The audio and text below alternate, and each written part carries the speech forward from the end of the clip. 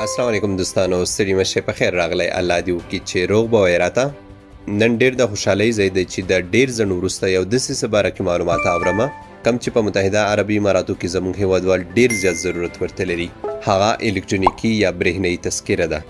دوستانو، د برېښنایي یا الکترونیکي تذکرې باره کې د افغانستان احصایې او معلوماتو ملي ادارې په خپل رسمي فیسبوک پاڼه باندې د معلومات خپاره کړل، کوم چې تاسو په سکرین باندې هم ښکاري چې په متحده عربي اماراتو کې میشتو افغانانو ته د برېښنایي تذکرو د ورکولو لپاره د دغه هیواد په ابوظبي ښار کې یو مرکز پرانیستل شو او ډېر ژر به په دغه مرکز کې د برېښنایي تذکرو د ویشلو چارې پیل شي.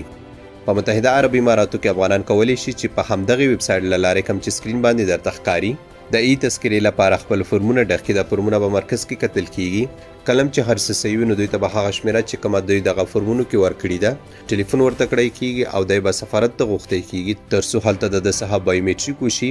کلم چې د پروسه هم ختم شوه هغې نه پس به د لپاره ای تذکره راشي. نو دا واقعیت کې یو ډېر ښه خبر دی.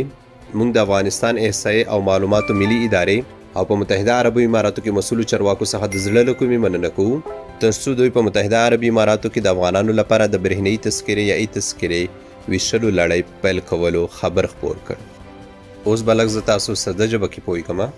دوستانو، کوم څوک چې غواړي په متحده عربي اماراتو کې برېښنایي تذکره یا ای تذکره واخلي نو دوی د دغه ویب سایټ چې کوم سکرین باندې ښکاري د دې لپاره آنلاین اپلای وکړي.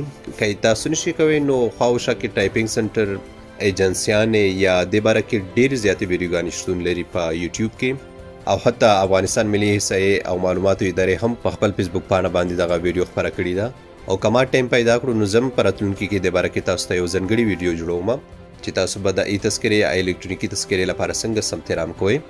نو دغه ویب سایټ له لارې به خپل ځانونه ثبت کړئ.